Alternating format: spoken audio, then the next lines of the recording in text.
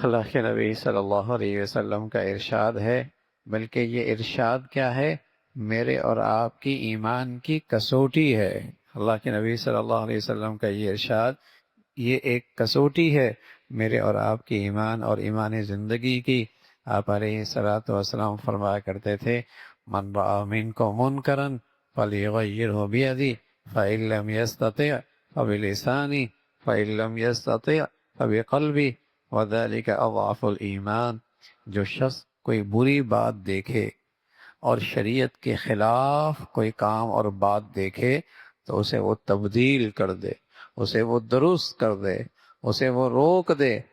اگر اسے اختیار ہے، قوت بازو ہے، با اختیار آدمی ہے تو اسے اپنے ہاتھ سے روک دے، اور اگر اس کے پاس یہ طاقت نہیں، اختیارات نہیں ہیں، تو پھر زبان سے روک لے، افہام اور تفہیم سے سمجھا بجھا کر اسے اس برائی سے روک دے۔ اور اگر اس کی بھی طاقت نہیں ہے، بہت کمزور پوزیشن ہے، تو فرمایا پھر زبان سے نہیں تو پھر دل سے اس کو برا جانے، تدبیر کرے، فکر مند ہو جائے، بے چینی اندر پیدا ہو جائے کہ اس برائی کو کیسے تبدیل کر لوں۔ پھر نبی فرمانے لگے، یہ سب سے کمزور ترین ایمان کا درجہ ہے۔ میں نے عرض کیا، یہ اللہ کے نبی کا ارشاد میرے اور آپ کی ایمانی زندگی کے لیے ایک کسوٹی ہے۔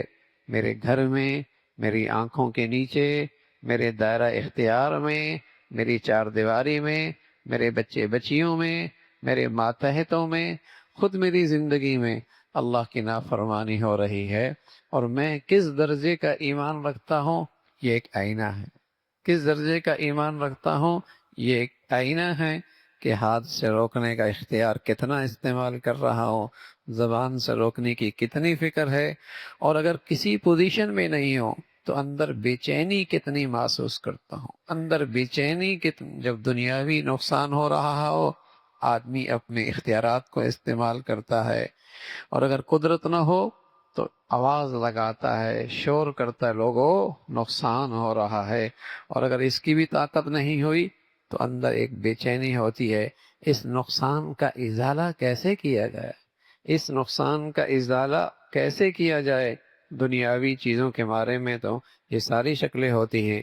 اللہ ہمیں ایسا ایمان بھی نصیب فرما دے اور ایسی ایمانی زندگی بھی نصیب فرمائے۔ اللہ عمل کے توفیق نصیب فرمائے۔